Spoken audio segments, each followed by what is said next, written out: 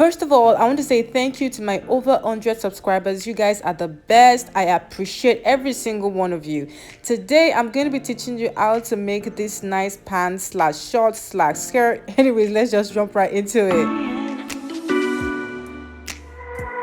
The first thing you need is your hip measurement divided into 4 equal parts. So I'm using a hip measurement of 38 divided by 4 is 9.5, and I'm just measuring 9.5 from the edge of my paper. And then I draw the line from my waist down to my hip, which is about 9 inches. So the measurement of your waist to hip, and then you draw your hip line. So the top of the paper is my waistline, the next line is my hip line. The next line I'm going to draw now is going to be my crotch line. Now, if you did not measure your client, or as in the shorts that you want to make is not for yourself, then you can use the formula hip divided by 4 to get your crotch depth. Now, hip divided by 4 is good for a medium size person. Hip divided by 4 minus 1 is good for a slim person, while hip divided by 4 plus 1 is good for a bigger size person. So to measure the crotch depth, you can use either of these formulas. For myself, I'm just going to use hip divided by 4. Now, another thing is to try to get the measurement of your clients. It is very important to get the crotch measurement of your clients, because sometimes this formula would not work. Imagine if the individual is tall but has a small hips, or the person is short but has a big hips, and then the formula just gets a little wonky. All right, so I'm going to use my crotch depth, and then I'm going to add extra 1 inch. We are going to get to the extra 1 inch, or the reason why I added that extra 1 inch. So for a crotch depth of, let's say, 12, you're going to add extra 1 inch and make it 13 inches, and then draw your crotch line. The next thing I'm going to draw is my lower thigh line. My lower thigh line, that is where my shorts is going to end, or where my pleats is going to start from. Either way you want to see it. Okay, so after that, we are going to need a reference point for most of our measurements. For our waist measurements and for our lower thigh measurements, we are going to need our reference point. Okay, so how do we get the reference point? Is just splitting our hip measurement, into 2. So the measurement you took before, just split it into 2 equal halves, right from your waist down to your hip, down to your crotch, and down to your lower thigh. So really you do not need this reference line for your waist to even upper thigh measurements, but because I'm looking for ways to eradicate the darts in the front of your pants, that is why I am using this particular method. So you divide your waist measurements into 8, and then measure that on either sides of your reference line. But remember, you don't really need to do it this way. But if you want to eradicate the front darts, then you can do it this way. All right, so the next thing is to measure your upper thigh measurement. That is the roundness of your upper thigh, the part immediately after your crotch, like right on the line of your crotch, not lower, just right on that line. That's how you will know how you want to curve out your crotch, and that is 11.5 inches for me. And then for the lower thigh, I'm going to use 11 inches. Now remember, this method I'm using is just so I can eradicate the darts on my upper sides of my waist. Now if I was going to make a long pants, it might look completely different from this, but for the shorts, just because we're making a short, we can get away with this method. All right, so I'm just going to draw a straight line from my waist to my hip line, and then from my hip line I'm going to just draw a curve that hits my crotch line, which is 11.5, not 11, and then I draw a straight line down to my 11 mark. All right, so and then I'm going to just draw my points from my waist to the other side of my hip, and then downwards. All right, the next thing is to measure your waist slant. So you go down by 1 inch and slant from that to the other side of your waist. Remember, we took extra 1 inch down when we were measuring our crotch. Well, this is the reason why, because the waist slant accounts for our stomach bulge. It's not like I'm saying we have stomach, but just in case, the slant is good, so it occupies that little tiny stomach that we have, not much. All right, so after that I cut out my pattern, but I don't cut out my slant yet, because I want to use that same pattern to cut my back pattern. Now if you are using it, if you are making this pattern directly on your fabric, please don't forget to add your 1-inch allowance around the curve, not around the crotch line, but around the curve from your waist to your hip, the other curve. All right, so not around the crotch line. So on the upper part of your pattern and on the crotch side of your pattern, you are going to add extra inches for your back pattern. So at the top, you are going to go up by 1 inch extra, not from your dip but from the top of the pattern. That's why I did not cut out my dip yet. That's why I did not cut out my waistline yet. So from that, you're going to measure 1 inch. If the person is bigger, you're going to measure 1.5 to 2 inches.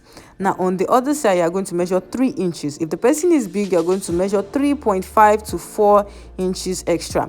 Now if the hip is greater than 40, you move to 3.5. If the hip is still less than 38 or less than 40, you can use just 3 inches. Now but if it is greater than 40, you use 3.5 inches. Same thing goes for the top. If the hip is less than 38 or 40 inches, you can use 1 to 1.5, but if it is greater than 40, use 2 inches for the top.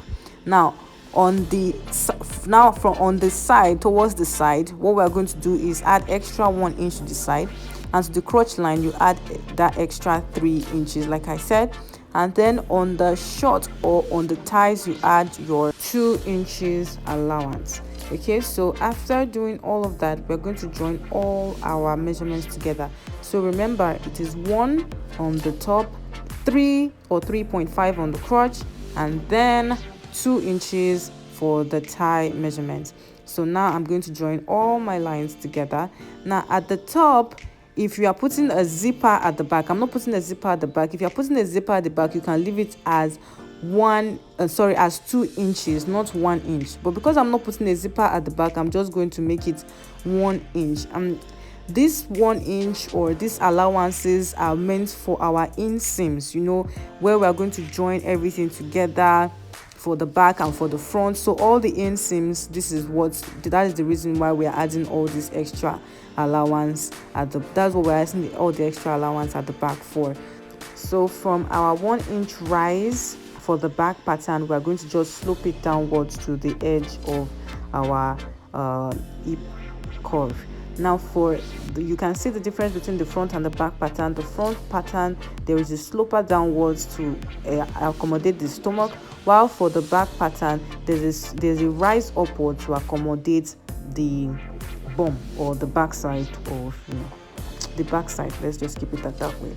All right, so I'm going to cut out my patterns now, and I can now cut out my sloper for the front side that I didn't want to cut before because I didn't want to confuse us with the back or front sloper.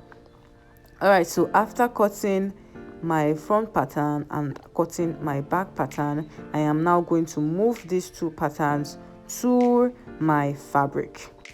Now this is the reason why I used my pattern instead of drawing directly on the fabric. I wanted it to have a nice slant. I didn't want to cut my fabric. I wanted to cut the pattern as a nice slant, then use that to draw out the shape on my fabric.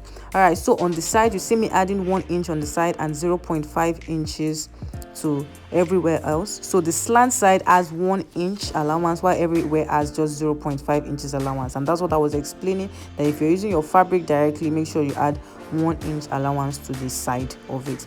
All right, I'm going to repeat that same process for your back pattern. Okay, so next thing, we're going to talk about the pockets. For the pattern of the pocket, you're just going to make a rectangle 11 inches by 7 inches and then curve it out on the sides. And you're going to need 2 pieces of that. So for the second piece of it, you're just going to cut out 3.5 to the side, 5.5 to of the length, and then cut out your curve. You can either curve it out or slant it out. Take a screenshot if you want to. Now the next thing is to just draw out my pattern of my pocket on my fabric, and then I just cut 4 pieces of the first part at first, and then remove 2 pieces, and then use the remaining 2 pieces to cut the smaller part of the pocket. So you see, that is how you get your pocket, and it looks really nice. All right, so the next part is to grab the front side of your shorts and then use the shape of your pocket to cut out that shape out on the front panel. So this is how you're going to arrange it. So you see that it's like a 3-layer arrangement: the front pattern, then the small part of the pocket, and then the bigger part of the pocket. All right, so the next thing I'm doing is just measuring my tie measurement for everything, and that is about 28 inches when I finish measuring, including allowance. And then I use 28 inches multiplied by 3 as the length for my pleats, and about 14 inches for the height of the shorts. All right, so the next thing is to sew the front crotch together with a 0.5 inches allowance, so all the way down. And then for my pockets, make sure that the right sides are facing each other, and then sew along the curved side of the pocket. Repeat that for your second pocket. The next thing is to sew the crotch line of your back pattern as well. So you have your front, you have your back, and then you have your pocket. So to fix or to install the pocket, let me talk like a tush person. To install your pocket, so you just need to place it in the way you want it to be, so you don't confuse yourself. So you want it to look like this, right, after putting everything. So make sure your right sides are now facing each other with that curve to curve, and right side facing each other. I'm going to show this process again. So this is your pocket side, and then you want it to lay like this, so you can put your hand inside that point. So make sure that so that the seam would not show, you make sure it is right side to right side, and then you sew on that point. All right, so after sewing on that point, you're going to see that your pocket is already made. Like, there is no stress about installing the pockets at all. All right, so you can see now I'm going to just fold it the way we want it to be, and voila, you have your nice pockets. Okay, so for the curve part, you're going to have to notch it so it lays flat. You can notch it just straight or notch it V, anyhow you want. So just make sure you notch it with your scissors so that it lays flat and it doesn't have some funny foldings when you fold it in. All right, so you see it laying flat, and then you repeat the same process. You see hello pocket, repeat the same process for the other side. Now after that, remember that we added 1 inch extra to the back. So to make sure that the front and the back waist are exactly the same thing, we have to insert that at the back. I know, I wish I could eradicate that for the back too, but I couldn't. All right, so you measure 4 inches from the middle of your back pattern, and then you have a dart length of 7 inches. So 4 inches from your seam line of at the back, then you go down by 7 inches for your dart. All right, so I'm going to just, at that point that I notched, I'm going to sew a dart all the way down to 7 inches. You only need your dart width to be about 0.5 inches, because remember you are trying to remove 1 inch. So you measure just 0.5 inches to that 0.5 inches folded into 2. That's 1 inch, exactly the 1 inch you are trying to remove that is excess on your waistline for your dart. And then you just sew it as a slant line from the top down to where it ends, 7 inches from the top. And then you repeat that for the other side of your pants. So now you see that the back is ready, the front is ready. Now at this point, I'm going to go and iron, because I'm trying to turn a new leaf and iron my work, because ironed work looks nicer. So that is me. All right, so I have finished ironing it, and now I'm just going to join the front to the back on both sides with my seam allowance of 1 inch. Remember, it was 1 inch seam allowance I used. So if you use 0.75 inches is all good. You can also just use 0.5 inches allowance. So I just measured 9 inches for my zipper, and because my zip is on the side, and I sewed the remaining 1 inch for the rest of my pants. So remember, you put your zipper at the side if you want to put your zipper at the side. I think it always looks good at the side, especially if you're using an invisible zipper. All right, so I'm sewing the bottom of my pants, and that is it. If you are going to stop your shorts here, it's already a really nice short. You don't even need the flare at the bottom or the pleating at the bottom, but I'm still going to put pleating at the bottom because I think, it makes it look different. All right, so I'm pleating my nice long pleats, my full pleats around the edges of one short, and I'm going to repeat that for the other side as well. All right, so this is me pleating it all the way down, and then after pleating it, I'm just going to sew the edge back, or the side of my pant back. That is the side where I took my 1 inch allowance. I'm just going to sew it all the way down of to my where I put my pleats. And then after that, I'm going to use a seam allowance of 0.5 and also another 0.5 to hem the edge of my pants. I don't know if this also happens to you, where the thread just removes from the needle. It's one of the painful parts of sewing, where the thread all of a sudden will remove from my needle, or maybe the bobbin thread just runs out and I had no idea that the bobbin thread has run out, and I just kept sewing and sewing and sewing. If this kind of funny things happen to you while you sew, please leave it in the comment section. I would like to laugh a bit so that I will know it's not only me suffering from that predicament. All right, so after doing that for one leg, I did it for the second leg, and you see my pant is already forming. So this next lesson is how to cut a bias strip. All right, so because I want to use a bias strip to aim the length of my fabric, you see that across the grain the fabric stretches more than by the side of the grain. All right, so that is what I'm doing. So I'm going to cut the strip of 28 inches across the grain. That is how to get your bias strip. But if you don't have enough fabric to cut it across the grain, you can just cut a straight line. The reason why I want it across the grain, because it stretches, it has just a little bit of stretch. Even when the fabric is not a stretchy fabric, across the grain has a little bit of stretch, and that is why I am just trying to get a 1 inch width bias strip from the middle of my fabric for my waist, to hem in my waist. All right, so this is me just cutting out my strip, and then I'm going to have my bias strip at the end of the day. You see me stretch it now, and you see that it stretches just a little bit, even though it's the cotton fabric, and the cotton fabric is not supposed to even stretch at all, but you see it stretches. I don't know where it gets that stretch from, but across the grain, when you cut a strip across the grain, it stretches just the way you probably like it and the way it will work for you. All right, so to hem the waist of my pants, I'm just gonna put it directly on it and sew 0.5 inches allowance round from the tip to the other tip of it. The reason why I'm doing this is because I don't want a band. I just want to hem jeje and finish my pants sharp, so I don't have to start putting waistband. All right, so after doing that, I'm just going to fold it inside again, the way you see me folding it like that, and just keep sewing a straight line. I fold it in, so that's where the entire 1 inch went to 0.5 and another 0.5, folding in the hem of my pants. And you see I finished folding the hem of my pants. The next thing is to put in my invisible zipper.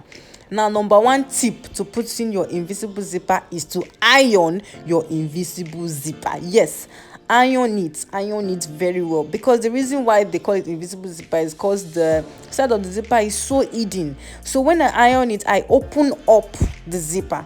Like, it makes the part that I'm going to stitch, or the part I'm going to sew down to my fabric, it makes it more obvious to me than I would see it like normally without ironing it. So that's why I'm ironing it, just to open up my zipper so I can easily sew on the part that I need to sew on.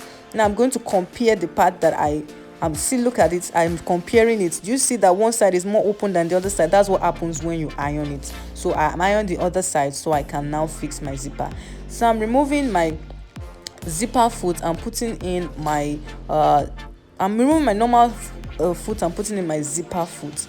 I prefer using this normal zipper foot even to the invisible zipper foot. Like, I prefer that.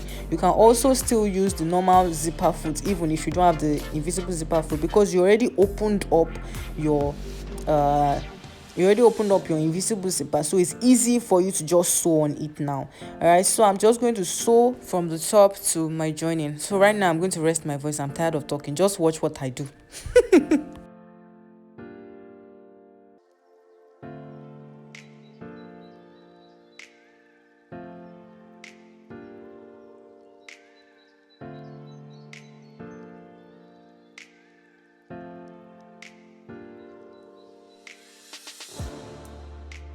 Okay, I'm back. So on the other side, you see that I started from the bottom to the top and not from the top to the bottom. All right, because that is the way it's easier for me on my machine. And you also see that I did not start from the very end of it.